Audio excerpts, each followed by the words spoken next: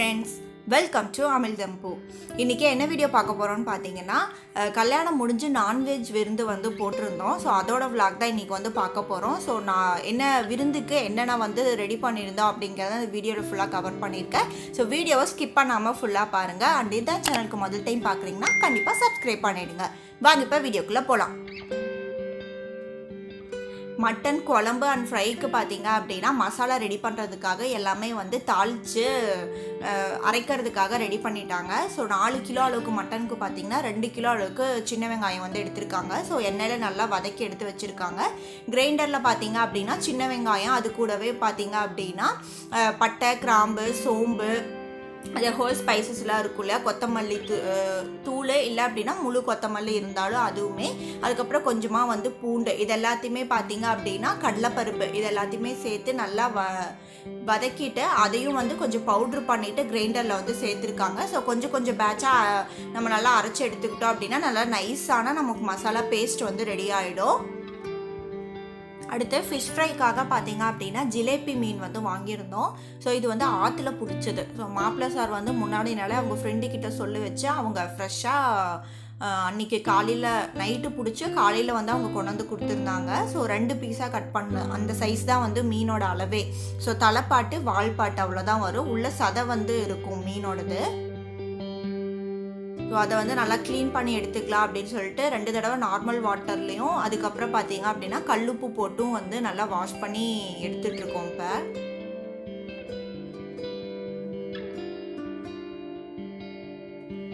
மீனுமே பார்த்தீங்கன்னா ஒரு 4லேருந்து 5 கிலோ அளவுக்கு வந்து வாங்கியிருந்தோம். இங்கே நம்ம கிரைண்டரில் வந்து மட்டனுக்கு மசாலா அரைச்சிருந்தோம் இல்லையா, ஸோ ஃபஸ்ட்டு நம்ம போட்டிருந்தது வந்து நல்லா நைஸாக அரைச்சிருச்சு. ஸோ அதை வந்து வேறு பாத்திரத்துக்கு மாற்றிட்டு திரும்ப வந்து நம்ம எல்லாத்தையுமே மிக்ஸ் பண்ணி சேர்த்துக்கலாம். கொஞ்சம் வெங்காயம், அதுக்கப்புறம் பட்டை, கிராம்பு, கொத்தமல்லி அதெல்லாமே கொஞ்சம் பவுட்ரு பண்ணியும் ரெடி பண்ணி வச்சுருக்கோம். ஸோ எல்லாத்தையுமே கொஞ்சமாக சேர்த்து அரைச்சிக்கிட்டோன்னா ஈஸியாக வந்து மசாலா நல்லா நைஸாக ரெடி ஆகிடும். இது கூடவே பார்த்தீங்க அப்படின்னா தேங்காயும் சேர்ப்பாங்க. ஸோ இந்த மசாலாலாம் கொஞ்சம் அரைஞ்சதுக்கு அப்புறமா ஃபைனல் பேட்சில் வந்து தேங்காயும் சேர்த்து அது கூட அரைச்சிக்கலாம்.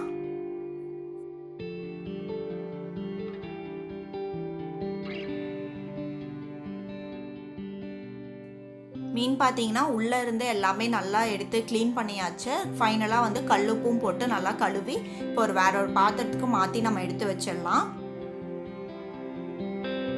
ஃபிஷ் ஃப்ரை பண்ணுறதுக்கு பார்த்தீங்க அப்படின்னா JP fish fry masala use பண்ணி தான் நாங்கள் பண்ண போகிறோம். ஏற்கனவே அந்த மசாலா யூஸ் பண்ணி எப்படி ஃபிஷ் ஃப்ரை பண்ணுறது அப்படிங்கிற ரெசிபி வந்து என் சேனலில் வந்து போட்டிருக்கேன். பாறை மீனுக்கு வந்து நான் அந்த ரெசிபி போட்டிருப்பேன். ஸோ சேம் அதே மெத்தட் தான். அந்த ரெசிபி யாராவது பார்க்காம இருந்தீங்க இல்லை உங்களுக்கு தெரிஞ்சுக்கணும் அப்படின்னா கீழே டிஸ்கிரிப்ஷன் பாக்ஸில் லிங்க் தரேன், செக் பண்ணி பாருங்கள். இப்போ மீன் எல்லாமே கழுவி ரெடி பண்ணியாச்சு.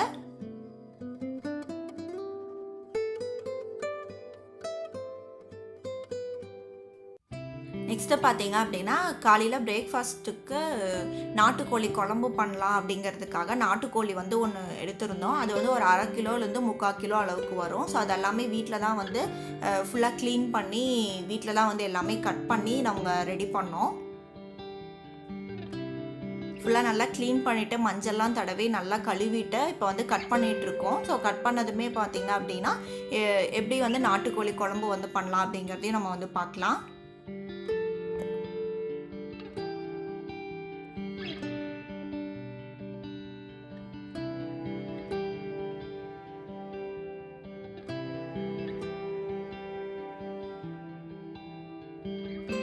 நாட்டுக்கோழி பார்த்தீங்கன்னா கட் பண்ணிகிட்ருக்காங்க. ஸோ கட் பண்ணிவிட்டு நல்லா கழுவி எடுத்து வச்சுக்கலாம். இங்கே கிரைண்டரில் பார்த்தீங்க அப்படின்னா ஆனியன், அதுக்கப்புறம் பட்டை, கிராம்பு அந்த மாதிரி மசாலா எல்லாமே ஒன்றா அரைச்சி நைஸாக எடுத்து வச்சாச்சு. இப்போ கிரைண்டரில் பார்த்தீங்கன்னா தேங்காய் வந்து துருவி சேர்த்துருக்கோம்.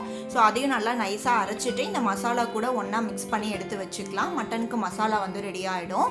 இப்போ சிக்கன் நாட்டுக்கோழி குழம்பு பண்ணுறதுக்கு பார்த்தீங்க அப்படின்னா குக்கர் வச்சுருக்கோம். ஸோ ரொம்ப சிம்பிளாக ஈஸியாக வந்து ரெடி பண்ணிடலாம். குக்கர் வச்சு எண்ணெய் ஊற்றி சூடானதுமே கொஞ்சமாக வந்து கடுகு சேர்த்துக்கலாம். கடுகு வந்து பொரிஞ்சதுமே கட் பண்ணி வச்சுருக்க சின்ன வெங்காயம், காரத்துக்கு வரமிளகா சேர்த்துருக்கேன், அதுக்கப்புறம் கொஞ்சமாக கருவேப்பிலை. ஸோ எல்லாமே சேர்த்திட்டு வெங்காயம் வந்து கொஞ்சம் எண்ணெயில் நல்லா வதங்கட்டும். இப்போ வெங்காயம் வதங்கிடுச்சு. இது கூட பார்த்தீங்க அப்படின்னா இஞ்சி பூண்டு பேஸ்ட் வந்து சேர்த்துக்கலாம். இஞ்சி பூண்டு பேஸ்ட்டும் சேர்த்துட்டு அந்த எண்ணெயில் நல்லா வதக்கி விடுங்க. ஒரு 1/2 ஸ்பூன் அளவுக்கு மஞ்சள் தூள், அதுக்கப்புறம் பார்த்தீங்கன்னா நாட்டுக்கோழி குழம்பு மசாலா இருக்கும் இல்லையா, ஸோ அந்த குழம்பு மசாலா தூள் வந்து சேர்த்துருந்தோம். சேர்த்துட்டு அதையும் வந்து எண்ணெயில் நல்லா மிக்ஸ் பண்ணி கொடுத்தீங்க அப்படின்னா அந்த மசாலோட அந்த பச்சை வாசனை இருக்கும் இல்லையா, ஸோ அதெல்லாமே போயிடும். போனதுக்கப்புறமா இப்போ நம்ம நல்லா கட் பண்ணி கழுவி எடுத்து வச்சுருக்க நாட்டுக்கோழி வந்து சேர்த்துக்கலாம். நான் முன்னாடியே சொன்ன மாதிரி இது ஒரு 1/2 கிலோலேருந்து 3/4 கிலோ அளவுக்கு தான் வந்து நாட்டுக்கோழி இருக்கும். இப்போ சிக்கன் எல்லாத்தையுமே சேர்த்துனதுக்கு அப்புறமா நல்லா வந்து மிக்ஸ் பண்ணி கொடுங்க. 1 நிமிஷம் அளவுக்கு அந்த மசாலா எல்லாமே ஒன்றா மிக்ஸ் ஆகட்டும். நாட்டுக்கோழி குழம்புக்கு பார்த்தீங்கன்னா தனியாக மசாலா பேஸ்ட் எதுவுமே அரைக்க போகிறது கிடையாது. இப்போ நம்ம இதுக்கு முன்னாடி மட்டனுக்கு வந்து ஒரு பேஸ்ட் அரைச்சிருந்தோம் இல்லையா, தேங்காய், சின்ன வெங்காயம், பட்டை, கிராம்பு, கொத்தமல்லி அதெல்லாம் போட்டு. ஸோ அதே பேஸ்ட்டை தான் வந்து சேம் இந்த குழம்புக்கும் நாங்கள் யூஸ் பண்ண போகிறோம். ஸோ சிம்பிளாக ஈஸியாக நமக்கு பார்த்தீங்கன்னா வேலையும் முடிஞ்சிடும், டேஸ்டியான நமக்கு நாட்டுக்கோழி குழம்பும் வந்து ரெடி ஆகிடும். இப்போ சிக்கனுக்கு தேவையான அளவு உப்பு சேர்த்துட்டு நல்லா ஒரு தடவை மிக்ஸ் பண்ணி கொடுத்துருங்க. மிக்ஸ் பண்ணதுக்கு அப்புறமா பார்த்தீங்க அப்படின்னா நம்ம அரைச்சி வச்சுருக்கோம் இல்லையா மசாலா பேஸ்ட்டு, ஸோ அது வந்து நம்ம சேர்த்துக்கலாம். இப்போ குழம்பு உங்களுக்கு எந்த அளவுக்கு வேணுமோ அந்த அளவுக்கு நீங்கள் மசாலா பேஸ்ட்டை வந்து சேர்த்துக்கோங்க. மசாலா சேர்த்ததுக்கு அப்புறமா ஏற்கனவே நல்லா வதக்கி தான் வந்து அரைச்சிருக்கோம். ஸோ ஒரு தடவை நல்லா மிக்ஸ் பண்ணி கொடுத்துருங்க போதும். அதுக்கப்புறம் குழம்புக்கு எந்த அளவுக்கு தண்ணி வேணுமோ அந்த அளவுக்கு நம்ம வந்து தண்ணி சேர்த்துக்கலாம். இப்போ குழம்புக்கு தேவையான அளவுக்கு தண்ணி சேர்த்துனதுக்கு அப்புறமா நல்லா மிக்ஸ் பண்ணி கொடுத்துருங்க. உப்பும் வந்து செக் பண்ணி பார்த்து சேர்த்திக்கோங்க. இப்போ இதை மூடி வச்சு ஒரு 4லிருந்து 5 விசில் விட்டதுமே நமக்கு நாட்டுக்கோழி குழம்பு வந்து ரெடி ஆகிடும். இப்போ 5 விசில் விட்டு ப்ரெஷர்லாம் அடங்கினதுக்கு அப்புறமா நான் ஓப்பன் பண்ணியிருக்கேன். சிக்கன்லாம் பாருங்கள் நல்லாவே வந்து குக் ஆகிடுச்சு. குழம்புமே பார்த்தீங்க அப்படின்னா நல்லா ரெடி ஆகிடுச்சு. ஸோ இன்னும் கொஞ்சம் கெட்டியாக வேணும்னா நம்ம மசாலா பேஸ்ட்டு சேர்த்தோம் இல்லையா, அது இன்னும் கொஞ்சம் அதிகமாக சேர்த்துனீங்க அப்படின்னா கரெக்டாக இருக்கும். நான் உப்பு டேஸ்ட் பண்ணேன், கொஞ்சம் லைட்டாக கம்மியாக இருந்தனால இன்னும் கொஞ்சம் உப்பு சேர்த்து நான் கொஞ்சம் ஒரு 2 நிமிஷம் கொதிக்கட்டும்னு அடுப்பில் வச்சுருக்கேன்.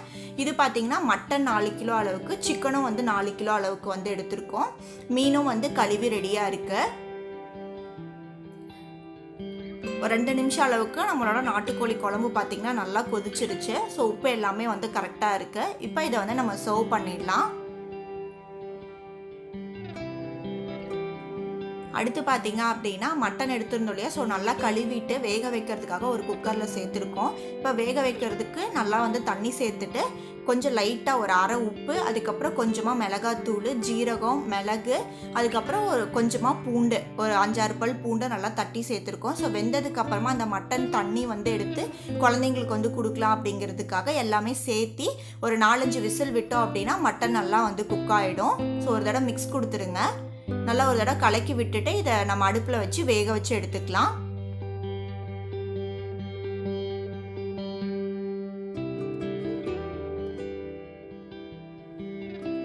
மட்டன் வந்து வெந்துடுச்சு. ஸோ அதை இறக்கி வச்சுட்டோம். இப்போ அதே அடுப்பில் பார்த்தீங்க அப்படின்னா முட்டையும் வந்து போட்டு வச்சிடலாம் வேக வைக்கிறதுக்காகன்னு சொல்லி முட்டையும் வந்து போட்டு தண்ணி ஊற்றி எடுத்து வச்சாச்சு. ஸோ முட்டையும் வந்து வேக வச்சு எடுத்தாச்சு. மீன் வந்து அப்படியே மசாலா சேர்க்காமல் நம்ம அந்த வாலில் பீஸ் எல்லாம் இருக்கு இல்லையா, ஸோ அது எல்லாத்தையுமே சின்னதாக இந்த மாதிரி ஒரு 2 கட் கொடுத்து நம்ம சேர்த்துக்கிட்டோம் அப்படின்னா அந்த மசாலா எல்லாமே உள்ள வரைக்கும் நல்லா இறங்கி ஃப்ரை பண்ணி சாப்பிடும் போது டேஸ்ட்டு வந்து ரொம்ப நல்லாயிருக்கும். ஸோ அதுக்காக வந்து எல்லா ஃபிஷ் பீஸஸையும் வந்து நம்ம இந்த மாதிரி ஒரு சின்னதாக கட் கொடுத்து எடுத்து வச்சுக்கலாம்.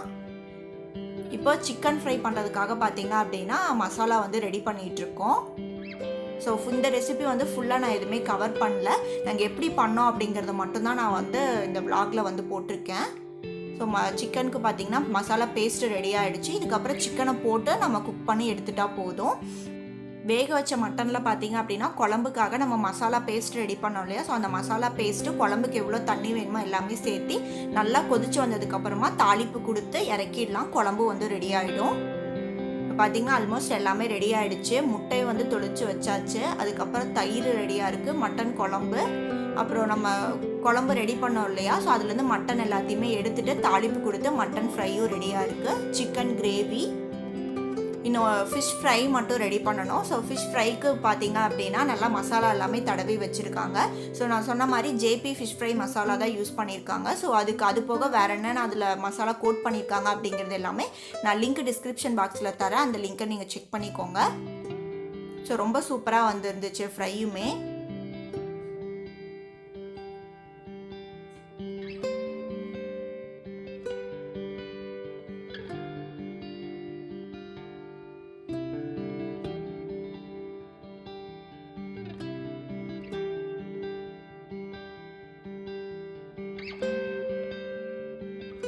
விருந்துக்கே எல்லாமே ரெடி பண்ணியாச்சு. ஸ்வீட் பார்த்திங்கன்னா நம்ம மைசூர் பாக்கு தான்.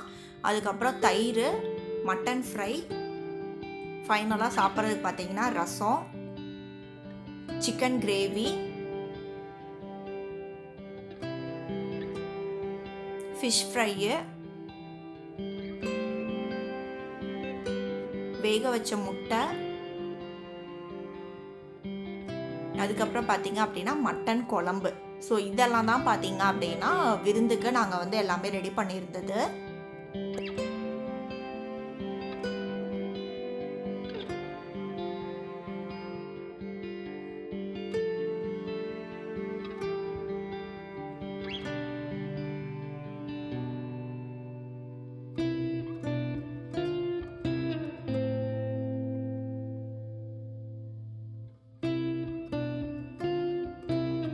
எல்லாமே ரெடி பண்ணியாச்சு. நம்ம இப்போ இதை வந்து வாழை இலை போட்டு நல்லா வந்து சர்வ் பண்ணிடலாம்.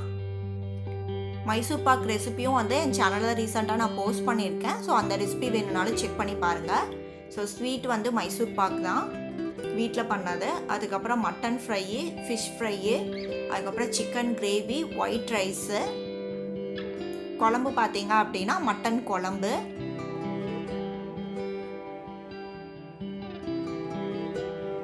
வேக வச்ச முட்டை,